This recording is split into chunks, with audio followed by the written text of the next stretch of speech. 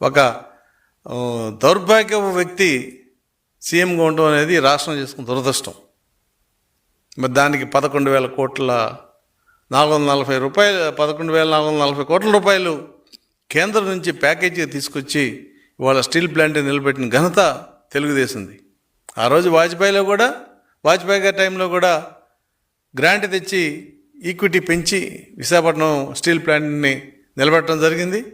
ఇవాళ చంద్రబాబు నాయుడు గారి హయాంలో కూడా మరి 11,440 కోట్లు ప్యాకేజ్ తీసుకొచ్చి దాన్ని నిలబెట్టడం జరిగింది.